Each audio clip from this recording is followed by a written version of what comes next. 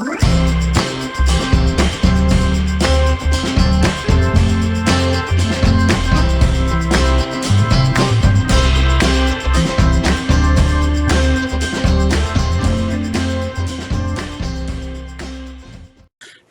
and welcome to the Gamer's Closet. I'm your host, Douglas Weed, and today we're going to be talking about Quicksand. Quicksand is a roll, spin, and movement game manufactured by Parker Brothers in 1989. The game runs for about 30 minutes of game time, is rated for ages 8 and up, and runs for 2 to 4 players. But let's dig into it a little further, shall we?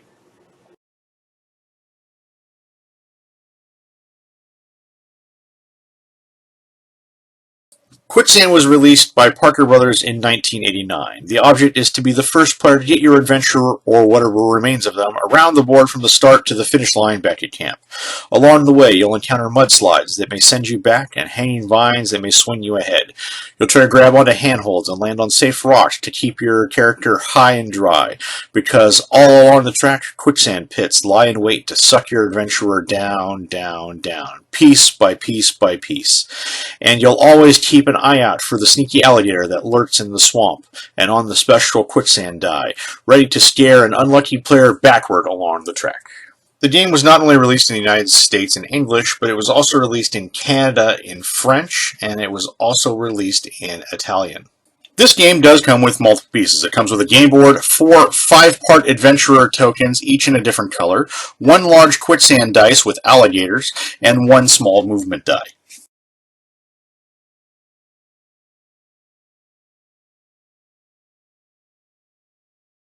To set up this game, each player picks a color and assembles that 5-piece adventurer. Each player rolls the large quicksand die and removes that number of pieces from their adventurer, starting with the feet and moving up in places what's left of them on the start. For example, if you roll a 2, take the bottom 2 pieces off of your adventurer and place them aside. You'll start waist deep in quicksand. If you roll a 4, there'll be nothing left but your hat at the start. The exception is if you roll an alligator on the die, your adventurer remains whole. The youngest player goes first. Play passes to the left, clockwise around the table. On your turn, you have one of 2 choices. Move your adventurer just the number of spaces corresponding to the number of pieces of your height, or roll the movement die and add that number to your height. But you must decide at the beginning of your turn before you move if you will roll the movement dice. Please note that the blank side of the dice represents a 0 and does not add anything to your height. Couple of important things to remember. Your adventurer always moves ahead the number of spaces equal to their present height. You must decide at the beginning of your turn, before you move, if you want to roll the movement die. More than one adventurer may occupy the same space at the same time. You follow the instructions on the space only when you've landed there on your own turn. If you're sent there by a big nasty alligator, you do not follow the instructions. The first of these spaces is the roll and sink space. Land here and you must immediately roll the quicksand die, the one with the hungry alligators. Your adventurer sinks the number you rolled, so start removing the number of pieces starting with your feet and working your way up to your hat. Your adventurer can never sink below your hat, but even if you're down just to your hat, you'll roll the die anyway and try for an alligator. If you roll an alligator, you may move any other player backward on the track the number of spaces equal to their present height. The next space is the handhold space. Add 1 piece to your adventurer unless you're already at full height when you land there. The next space is the roll and slip back space. Land here and you must immediately roll the movement die. Your adventurer moves back along the track the number of spaces you rolled and then follows the instructions on that space. The next space is the safe rock space. Land here and you are high and dry. Immediately add back to your adventure all their missing parts, bringing them back to full height. While on the rock, you're safe. The alligator cannot get you. On the swing ahead space, swing your adventurer from their present space to the other end of the vine, following the directions on the space when you land. Next is pull a friend high and dry. Select any other player's adventurer that is not at their full height and raise them back up to full height. To reward your good deed, add 1 piece to your own adventurer. Be mindful of the mudslide space. Oops! Land here and you must immediately slither your adventurer back to the other end of the mudslide. Follow the directions on the space when you land. And finally, the almost home section. Once you've reached this home stretch, the last 8 spaces before camp, you may not use the movement die on your turn. You may move your man forward only the amount of your height. To win the game, be the first player to get your adventurer all the way around the board and into the camp. Any height token may win, even if there's nothing left but your hat. And because camp is high and dry atop a rock, you can reconstruct your adventurer to their full height upon their triumphal return into the camp. There is one additional thing I think needs to be mentioned. There is a variation for a shorter game. For a shorter game, always roll the movement die on your turn, moving your adventurer ahead the number of rolled on the die plus the number of pieces in your height. Please note this version may be easier for younger players. If they must always roll the extra die, they avoid having to make strategy decisions before their turn. Well, this has been an overview of Quicksand. Quicksand is a very interestingly built Parker Brothers game. It's a little on the lesser known side for Parker Brothers games.